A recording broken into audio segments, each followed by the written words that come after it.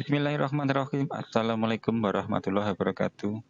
Hari ini kita akan bahas tentang hari terakhir daftar pendataan non-ASN, pendataan non-ASN.bkn.go.id. Bahwasanya hari ini tanggal 30 September 2022 adalah batas akhir untuk pendataan non-ASN.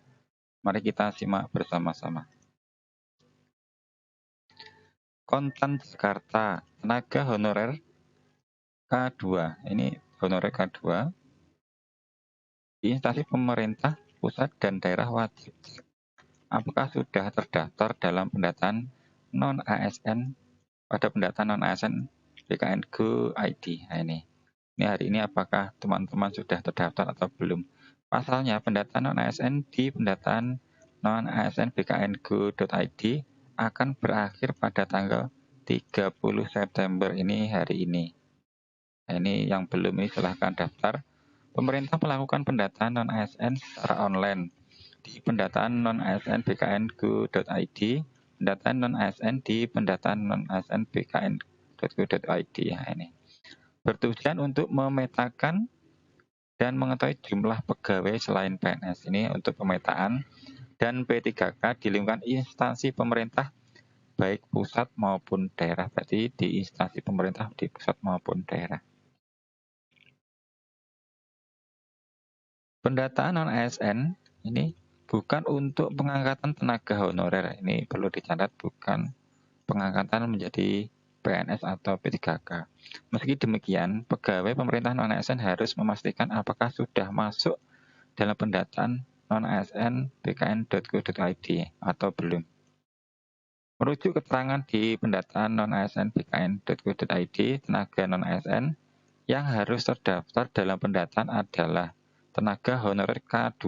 Ini honorer K2 yang terdapat dalam database nasional Badan Pegawai Negara atau pegawai non-ASN yang telah bekerja pada instansi pemerintah. Di instansi pemerintah ini. Dalam keterangan resmi, keterangan Kementerian Pendayaan Aparatur Negara dan Reformasi Birokrasi (PAN-RB) meminta setiap instansi pemerintah untuk melakukan pendataan tenaga non-ASN. Pendataan non-ASN bkn.go.id paling lambat 30 September tahun 2022. Berarti ini intinya di instansi pemerintah. Masing-masing instansi pemerintah agar mempercepat proses mapping, validasi data, dan menyiapkan roadmap penyelesaian tenaga non-ASN, ujar Deputi Bidang Sumber Daya Manusia Aparatur Kementerian PAN-RB Alex Denny. Dikutip dalam laman Kementerian PAN-RB. Nah, ini. Alex menambahkan pendataan non-ASN ini dilakukan agar adanya kesamaan persepsi terhadap penyelesaian tenaga non-ASN.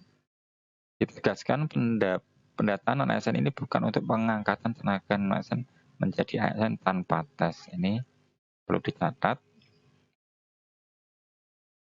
Himbauan kepada instansi pemerintah untuk mempercepat inventarisasi data pegawai non-ASN menyampaikan data tersebut ke Badan Kepegawaian Negara atau BKN paling lambat 30 September hari ini telah tertuang dalam surat Menteri PAN-RB nomor B-1/M.SM.01/2022 tanggal 22 Juli 2002 tentang pendataan tenaga non-ASN di lingkungan instansi pemerintah. Bagi PPK yang tidak menyampaikan data pegawai non-ASN sesuai dengan ketentuan yang sudah ditetapkan, maka dianggap dan dinyatakan tidak memiliki tenaga non-ASN. Ini kerugian ini. Alex menilai permasalahan tenaga honorer tidak bisa dilakukan dengan solusi tunggal. Penataan tenaga non-ASN harus diselesaikan sesuai dengan kebutuhan masing-masing instansi. Harus ada keseimbangan antara efektivitas organisasi, ketersediaan anggaran, dan kebutuhan imbuhnya. Setelah pemetaan ini utuh, ujar Alex, akan disusun kebijakan untuk menyelesaikan permasalahan tenaga honorer satu persatu sesuai dengan kebutuhan formasi. Saat ini Kementerian PAN-RB telah berkoordinasi dengan Kementerian Pendidikan Kebudayaan, Riset dan Teknologi, Kemendikbud Riset terkait kebutuhan guru, begitu juga dengan tenaga kesehatan. Yang pendataan tenaga non-ASN telah dikoordinasi dengan Kementerian Kesehatan. Ini guru dan kesehatan.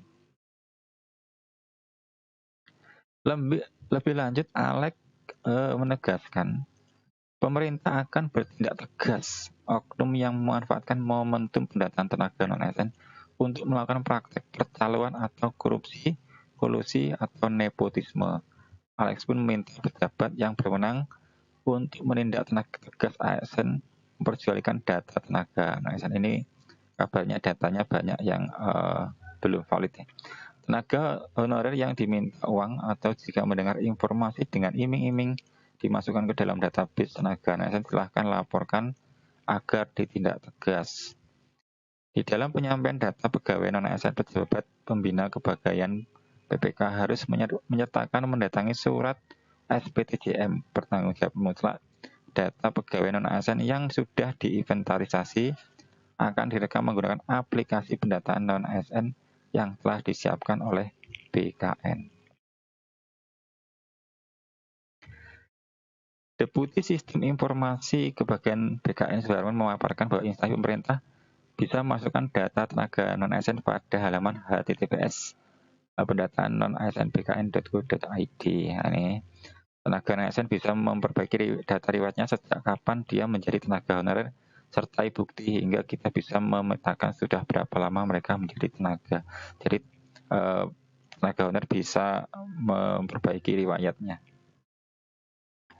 Nah, ini proses pemetaan non-ASN itu akan ditutup tanggal 30 September. Nah, ini finalisasi pada tanggal 31 Oktober. Semua akan ditutup pada tanggal 31. Berikutnya syarat yang dipenuhi dalam pendataan non-ASN yaitu masih aktif bekerja di instansi, mendapatkan honorarium mekanisme bayar langsung APBN APBD, bukan melalui pengadaan barang dan jasa, dianggap paling rendah oleh pimpinan unit kerja, telah bekerja paling sedikit 1 tahun 31 Desember 21, berusia paling rendah 20 tahun, paling tinggi 56 tahun pada 30 Desember. Demikian informasi, jangan lupa like dan subscribe. Assalamualaikum warahmatullahi wabarakatuh.